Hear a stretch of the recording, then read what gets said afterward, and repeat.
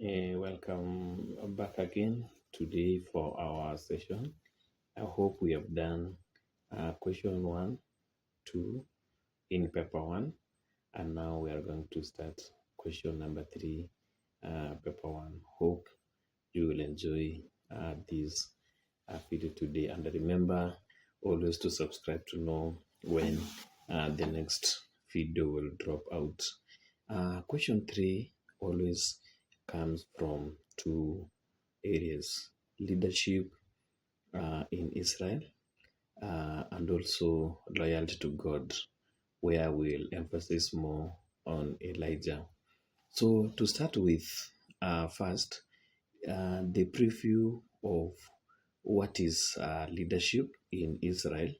We see that now that the Israelites had settled in the land of Canaan. After settling in the land of Canaan, they were depending on God. And that's why we say they were a theocratic nation.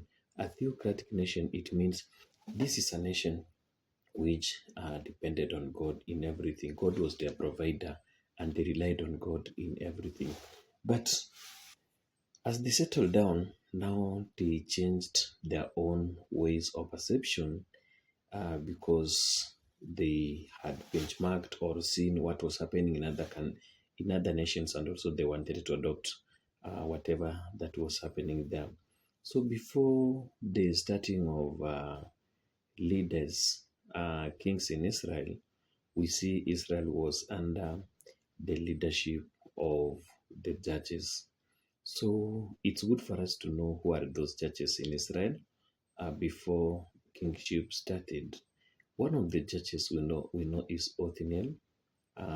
Then we had Ehud. We had number three Shamga.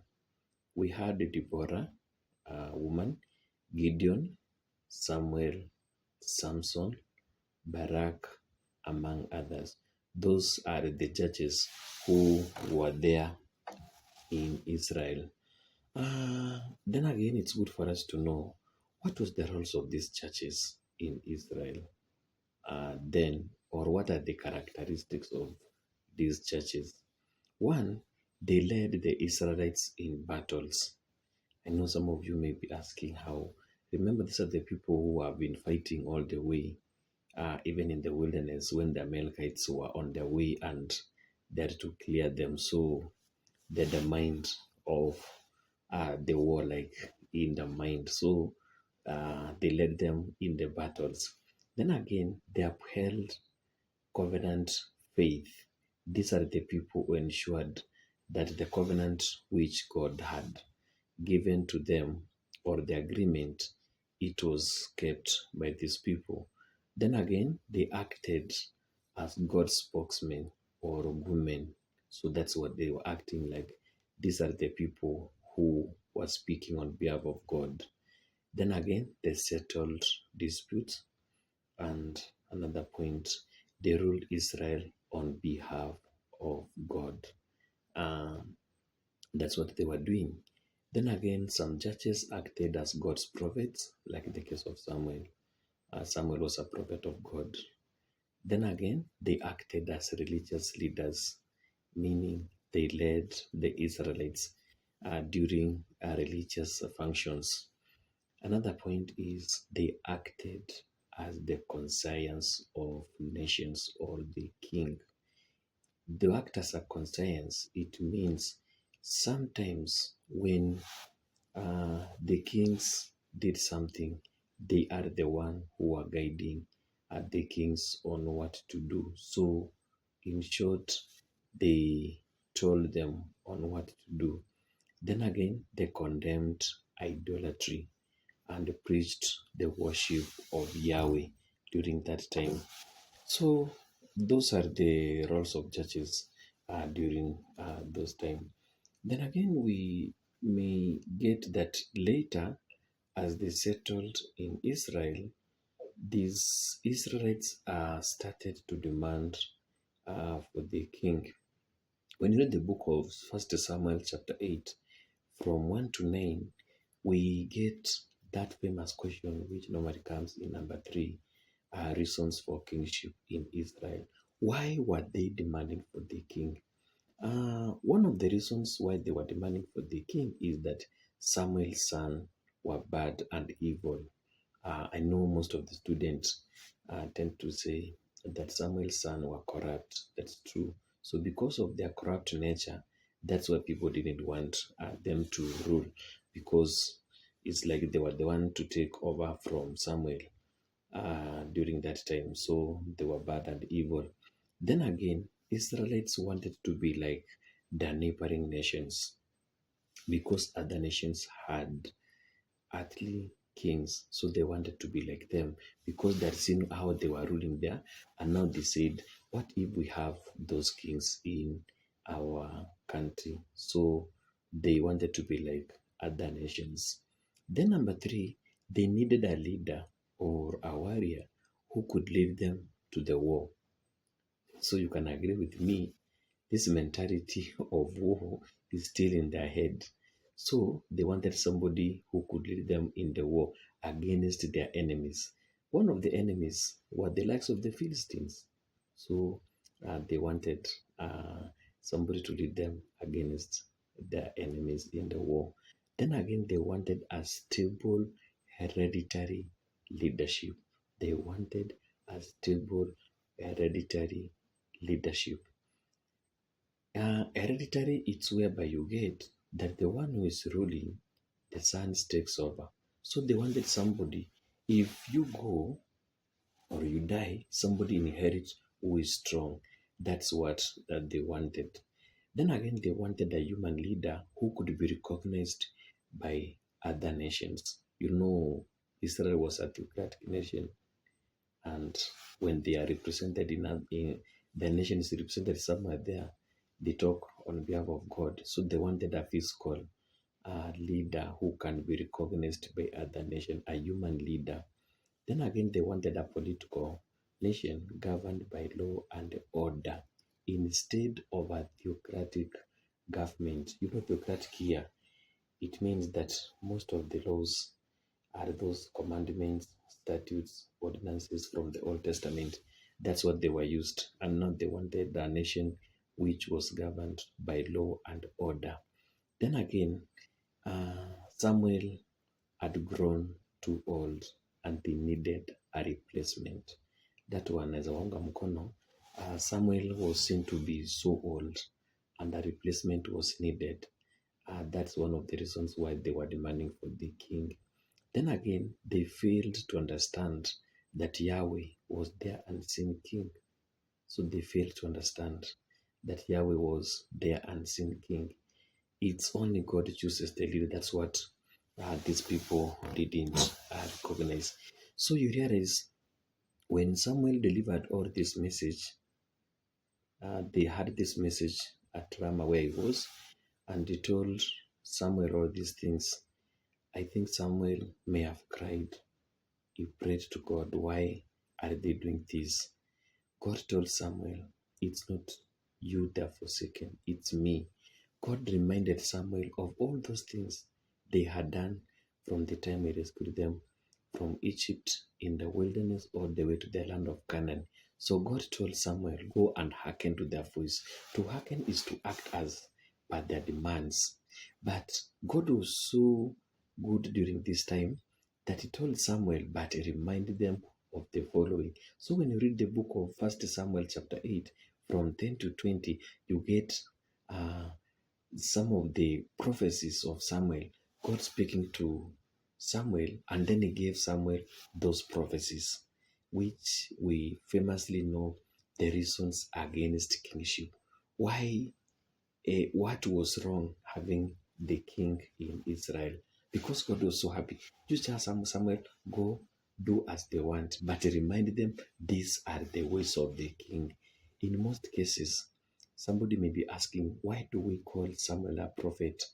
A prophet, these are the prophecies he received from God, a revelation that came to Samuel when he cried and God told him, go and act into the voice. So reasons against, in many cases, they act as the prophecies of Samuel.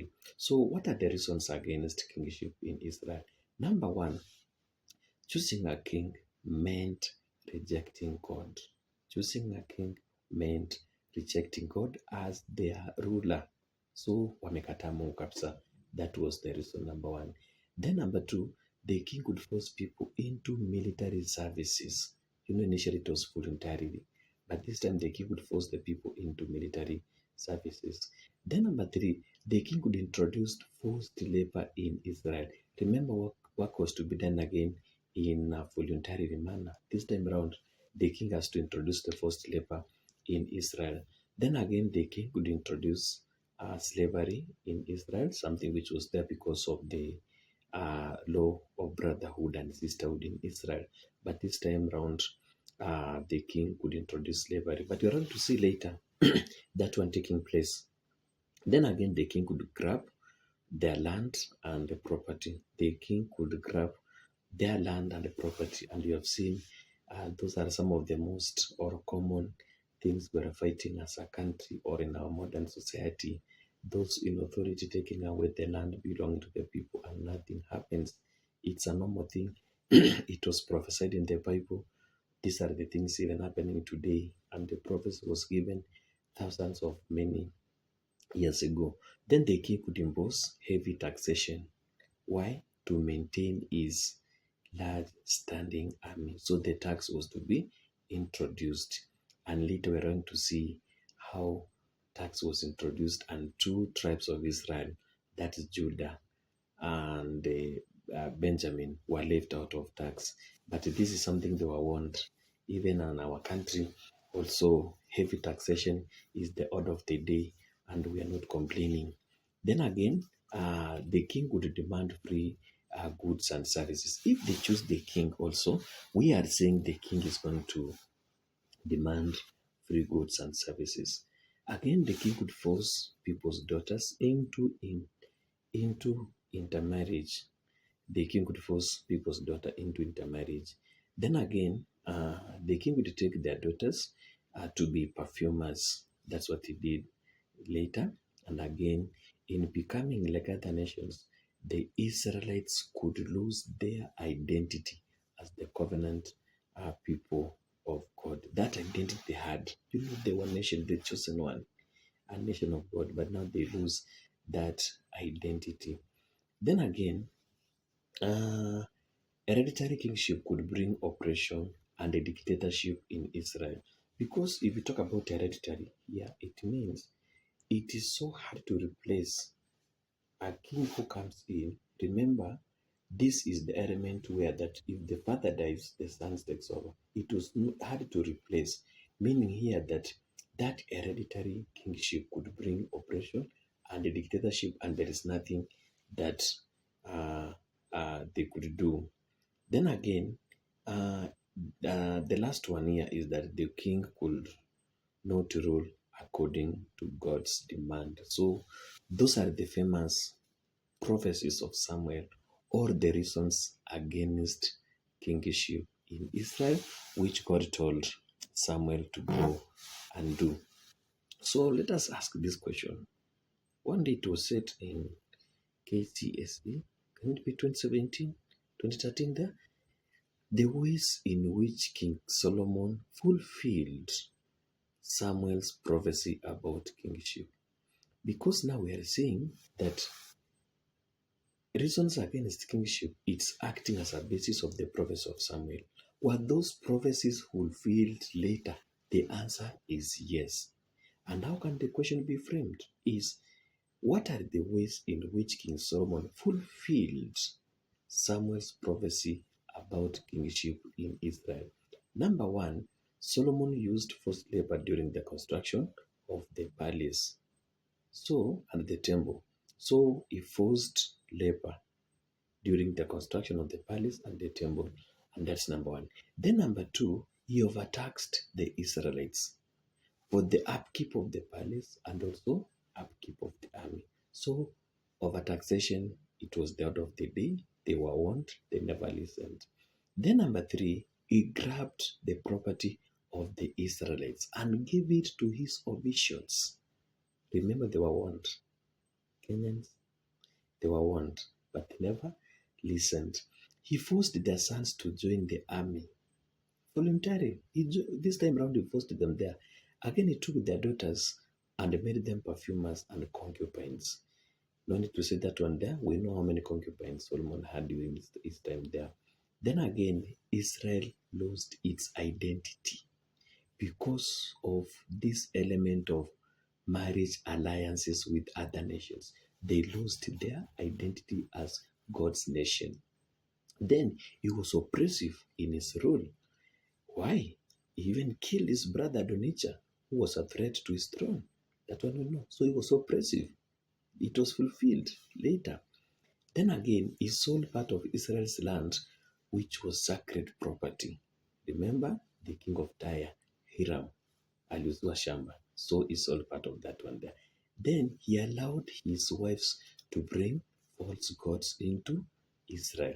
Those are some of the ways in which Solomon promoted the prophecies of Samuel which he had given. Waliambiwa wakata, mwisho iliwaramba. Then again, we know Samuel was a good man. He's in the process of looking for the king of Israel, the first one of his kind. Then, did he play any role in Israel? Yes. Ways in which Prophet Samuel promoted the worship of Yahweh in Israel. How did Samuel promote the worship of God or Yahweh in Israel? It's a question which has been said not once, not twice, many times. Number one, he upheld the covenant way of life. That's number one. Number two, he prayed or interceded for the people. How did he intercede? Remember the time when they were asking for the king? He's the one interceded before them, and God told them, go and hearken to their voice. Then he performed priestly duties, or he made sacrifices. Another point, he condemned King Saul for disobeying God. He condemned King Saul for disobeying God. Then he warned the Israelites against demanding for a political king. He had seen the dangers, so he warned them. That's the way he promoted the worship of God. Then he anointed kings over Israel. He obeyed God's commands or instructions. Go and hearken to their voice. He obeyed it. He went and anointed King Saul. He always consulted God in anything or in any undertakings. Then he built altars for God. Those are the ways in which Prophet Samuel promoted the worship of Yahweh in Israel. Don't forget, this a man of God, is a prophet. He did all that he could during that time. Then again, what we may say there, he anointed the first king of Israel. But did Saul start in the right way? Of course, he failed. List the failures of King Saul or the weaknesses of Saul. List 7 weaknesses of Saul. Ili ni alifanya akaanguka. 1, he became impatient and offered sacrifices to God. He had to wait for Samuel. This man was so impatient. So that's a failure number 1. Sacrifices were supposed to be offered by the priests only, but Saul went ahead and he did it. That is wrong. It's a failure. It's a weakness he had in him there. He disobeyed God's command, where he failed to carry a total destruction. He failed to obey God's command. When he spared Agag, Akumuwa, that means he failed. Then he was jealousy of David for his success as a warrior. He was jealousy. Yonimbaya. David has killed thousands. Saul has killed hundreds. This man was so jealousy, and that's a weakness from him there. He committed a sin of necromancy. Sometimes the students wanapenda, he consulted a medium. That is so wrong. Consulting a medium was considered as a sin in Israel, and they went to consult. Remember when Samuel died, wanted to see Samuel. He committed suicide. When the Philistines were almost near him, this man put the sword and fall on it. And when the armor bearer saw it, he also killed himself, because what could he have told the people on the other side? Then again, he was a deceitful to the servant of God. Mtu muongo. When Samuel is coming and asking him there, and what is that breathing? I can hear from there. He said that we spared the fat animals, and they had said we have destroyed everything. So he was a deceitful to the servant of God. He lost faith in God. That's true. Then he was not repentant after making mistakes. Any leader, anytime you make a mistake, make sure you become repentant. So those are the failures of King Saul, or the weaknesses of Saul. Then again, you may get a question from the failures of Saul. Outline the lessons learned from King Saul's failures. Is there any lessons we learn from the failures of King Saul? So many of them. One, Christians should be patient. In everything you do, you need to be patient. Wait for God's intervention in times of crisis. Msiharakishe. Ngoja tu, wacha kuwa kama Saul, you go and offer the sacrifice. Patience is needed.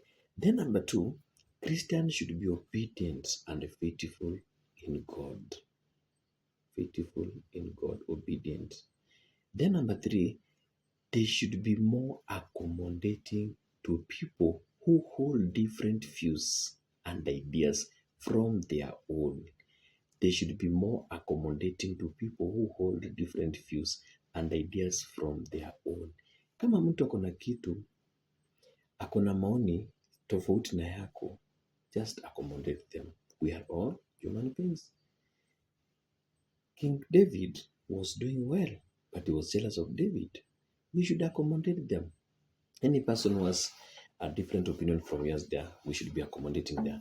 Then Christians should be sincere in the worship of God. That means, because sincere, you need to be truthful or honest about your actions. What was so hard for Saul to say that I've spared this and this, I've not killed, instead of being lying to Prophet Samuel? That is wrong. Another lesson is that leaders should be God-fearing so as to succeed in their leadership. God-fearing so as to succeed in their leadership. Christians should be repentant or ask for forgiveness. Another point is that Christians should be responsible or true to their duties. The last one, Christians should avoid evil deeds or thoughts in their lives. Sina kufikiria vitu mbaya maishani mwako, like this brother of ours here, the first king of Israel there. From that point there, you see, Saul may have failed to perform his duties well. Also in Kenya, we have reasons why political leaders in Kenya have failed to perform their duties effectively. Why have leaders in Kenya failed to perform their duties as it is required? Reasons why political leaders in Kenya have failed to perform their duties effectively. One, ridicule from members. Mtu anafanya kazi bado mnamridicule. He cannot do the work as it is expected because of that ridicule. Then number two, inability to live up to the expectations. Ulipromise barabara, school fees, mashule na kila kitu, but you have not delivered. So that failure to live up to the expectation of the electorate, it is a reason why they have failed to carry out their duties effectively. Then lack of training in leadership skills. That's why most of the leaders have what you call poor public relations. Poor leadership skills. They have not been trained. They don't know how to handle the people. So they have the poor leadership skills, which is leading to poor public relations. The way they relate to the people, it is not right. Then again, division and conflicts within the parties. Like now, the party which is in government, then it starts wrangles in between it. it may not deliver its mandate. Kama wenye wanagombana, they cannot disseminate the duties as it is needed.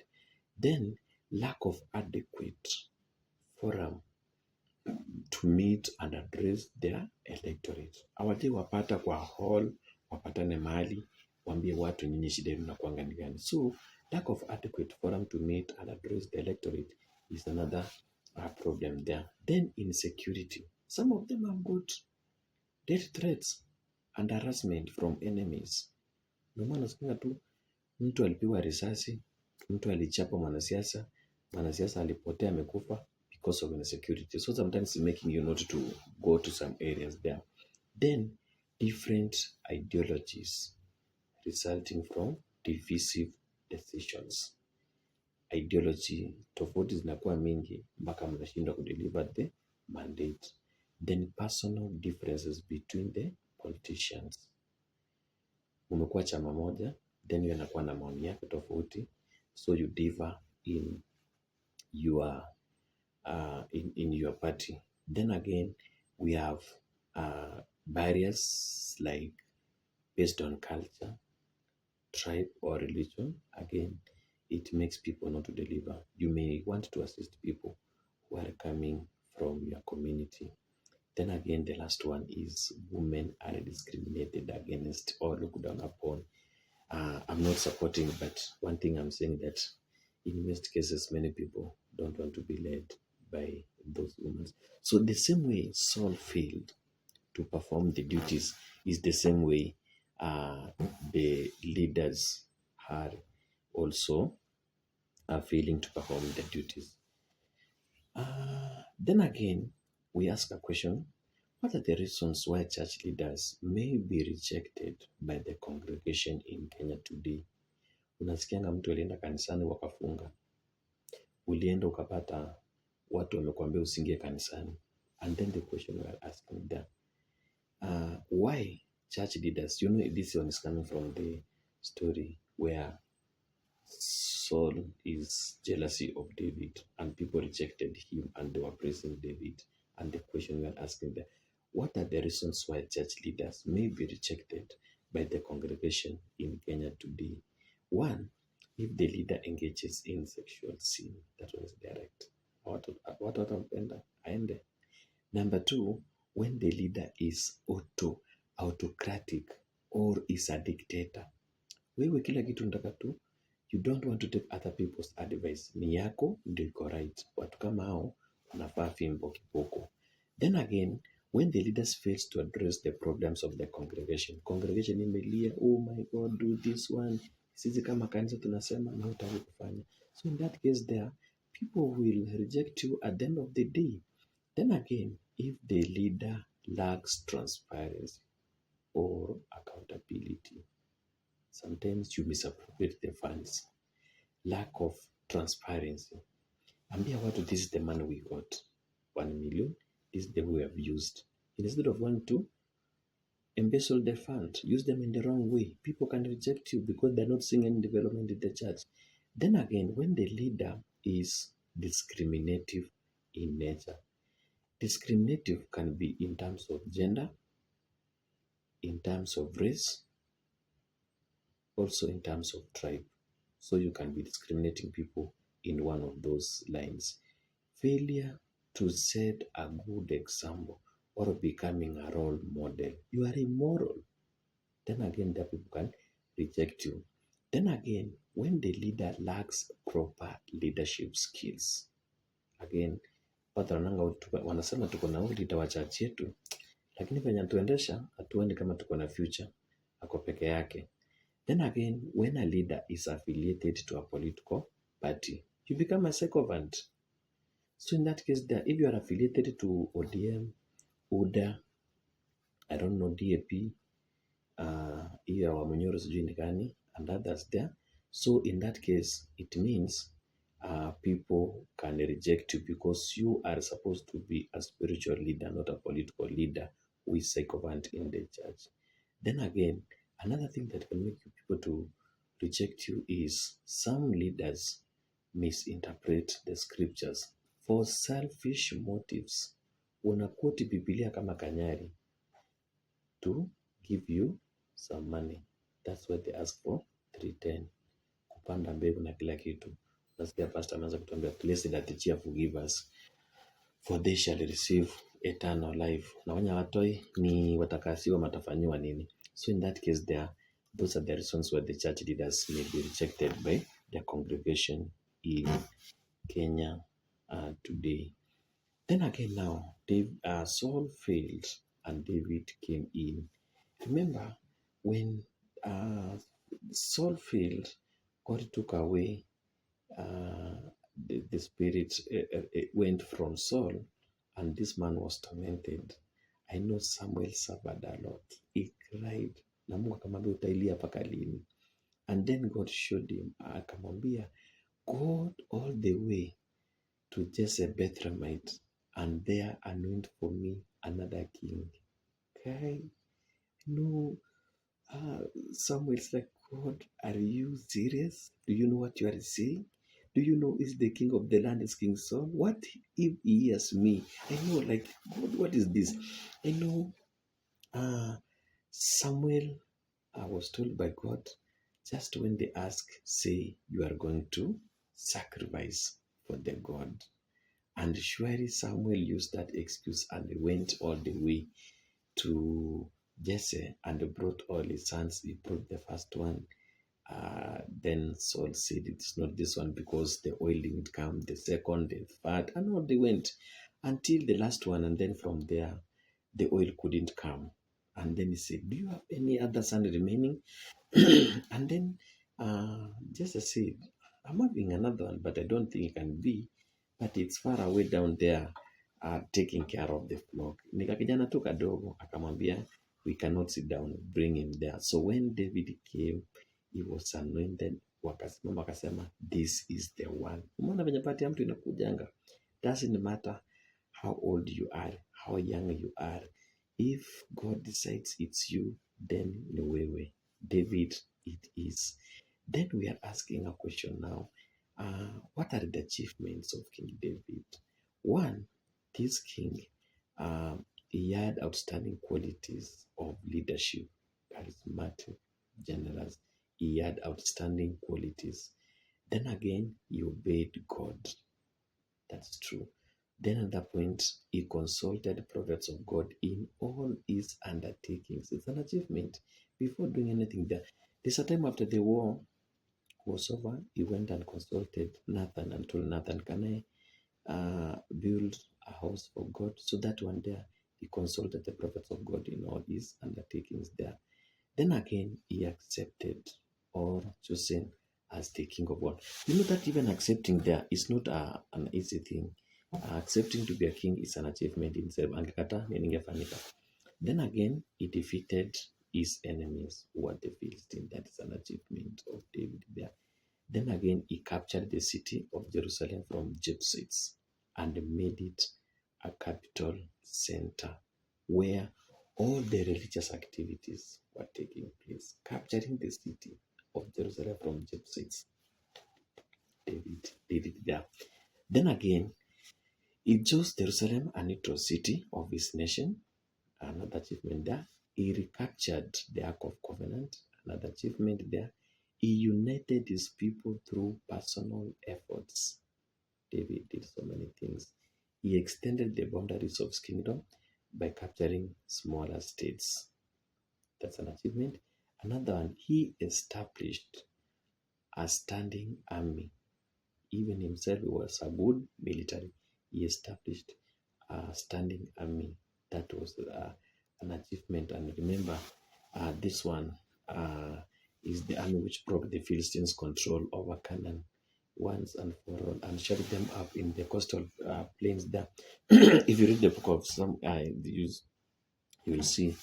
Then again, he was a good administrator because he chose wise elders and counselors to advise him there.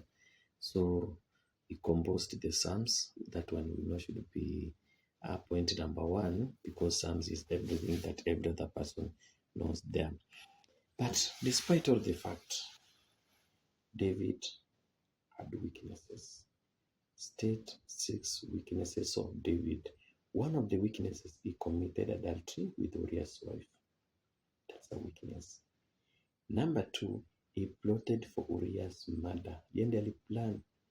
That's a weakness. Number three, he coveted the neighbor's wife. He coveted.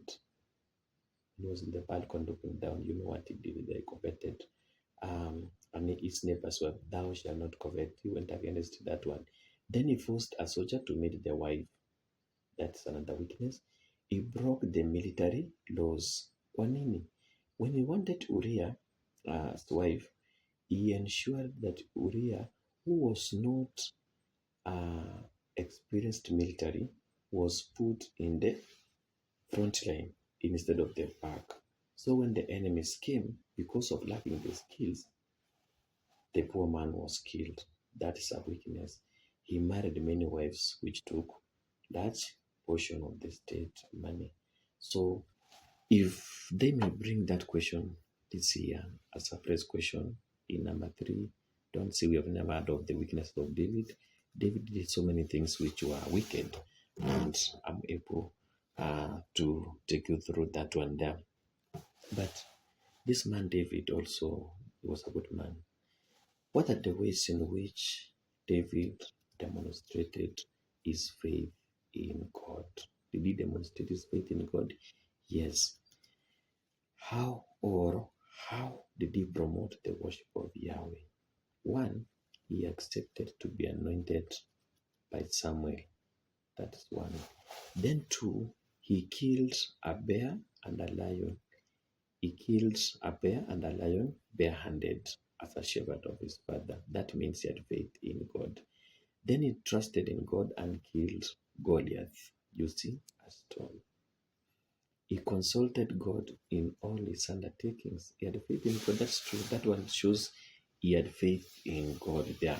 He accepted God's promises through Nathan. Nathan gave him so many promises and he accepted.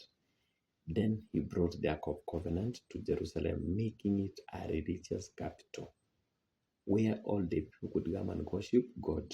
He brought the Ark of Covenant. You don't get a mark, you continue until the end.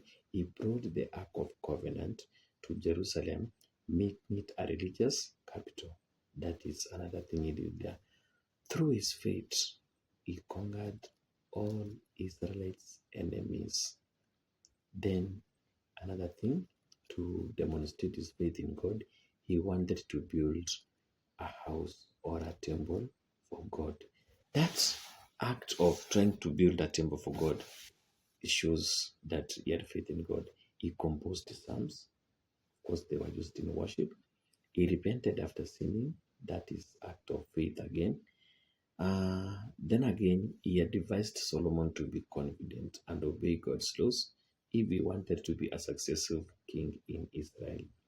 Then again, he fasted and he prayed. Those are the areas which, when you look at, demonstrate that surely David had faith in God. So then, another question which can be said, ways used by King David to promote the worship of God in Israel. Outline 7 ways used by King David to promote the worship of God in Israel. What are those things David did to promote the worship of God? 1, he brought the Ark of Covenant to Jerusalem, making it a religious center. Number 1. Number 2, he composed the Psalms which were used in the worship. We are agreeing on that one. Number 3, he showed respect to the prophets of Yahweh. He listened to their messages. Number 4, he wanted to build a temple for God, or he had preparations for its construction. Number 5, whenever he made mistakes, David, he asked for Yahweh's forgiveness or he repented. Then again, he sought for God's guidance in whatever he wanted to do. Then he entered into a covenant with God. David had a covenant with God during the time of Nathan. Then he built altars for sacrifices for God. Those are the ways used by King David to promote the worship of God in Israel. That means David was a good man. Then, after doing all those things there, what are the qualities a good leader can draw from David? Is there something we can get good from David there? Yes. One, have faith in God. As a good leader, have faith in God or God fearing. Then, number two, have courage. David was so courageous. That's why you can see he defeated so many enemies. A good leader should be just and fair. That's true. In the treatment of the people, make sure you are fair in your administrative duties. Then, a good leader should be in forefront when their people have problems to be solved. Good leader should be at the forefront so that the problems of the people can be addressed. Then again, a good leader should be humble, humility. When David sinned, he is king. But see what he was able to do. He humbled himself before God and then he was willing to repent. So humility is not a sign of cowardice. Apana. David was very humble there. So you need to do that one there. Then again, a good leader should be kind. You know, there are so many incidences when Saul wanted to kill David, but David was so kind enough. Kwanza kuna siku alisimama nyuma hivi, Saul akapita mbele yake, angemalizia huko. If you read the book of Psalms, I think first Psalms chapter 21:10 there, the modern leader also should be kind and accommodate the rivals' views. Kuwa kama David, kindness. Then again, a leader should be patriotic, like David was. That's true. Then again, a good leader should be patient in decision making. That's where David comes in. Then again, the last one is that a good leader should be loyal, have loyalty. That is what David was known to be doing. Though I know that some points we are easy to remember, a good leader should be gratitude. Gratitude, that of thanking God for whatever favor you have received from Him there. Then he should be obedient. So those are the good qualities drawn from David. Then again, David, so from David there is an application question which learners needs to know. Mention 7 lessons modern political leaders learn from the leadership of David. Is there something that you learn from the leadership of David? Yes, there is something we learn from there. They should have faith in God. That's true. Depend on God. That's point number 1. Number 2, they should promote the worship of God. They should promote the worship of God in the nation. David did that one there. They should ask for forgiveness. Anytime you do mistakes, ask for forgiveness. Repent your sins there. They should seek advice from church leaders. David have to go to Nathan, modern leader. Christians seek advice from the church leaders. Be humble. You lose nothing. Then they should use their positions to. They should not use their positions to oppress their subjects. You should be just and fair. Don't take advantage because you are a king to oppress other people. That was not David. His position he could have used agandamize Saul, but he didn't do that one there. You remember even later what he did. In fact, he took one of Saul's sons as his friend. Na uko mwisho alimkumbuka. They should promote unity among the people. They should promote unity among the people. That is a lesson we learn from there. Then again, they should establish good relations with their neighboring countries. If you want to succeed as a leader, political leader, you must establish the good relations with their neighboring countries. Then the last one, they should secure their country from external threats, just like David did. So that is the end of part one. Question three on leadership in Israel, and we have dealt with two leaders, King Saul, who failed, and David, who succeeded. Though he had weaknesses, his advantages outweighs the weaknesses. He was a man who God loved. Don't forget to look at the promises God gave to David through Nathan. I know it's an easy thing, because remember, in those promises there's something God told David, because David was like, God, you took away the life of Saul, you took it. What about me? God told him there, even your son, he will be like mine. Whenever he makes a mistake, I'll just dice him with the rod of men. Then I give him there. So look at that one there. And one thing I keep on reminding, subscribing costs you nothing. Just subscribe, like the video, so that next time when I'm releasing another part 2 of question 3, you will be in a position to get that video in advance. I hope it's beneficial to your students and the teachers. You are learning one or two things which you didn't know. Have a good time as you continue preparing your students during this period of KCSE. May God's mercy be with you as you continue this, and subscription is the way to go. Have a nice time until we meet for part 2 of question number 3, where we'll be tackling them Solomon and the division of Israel. And then we'll see those factors leading to the division of Israel, what you call religious schism in Israel. Have a nice time.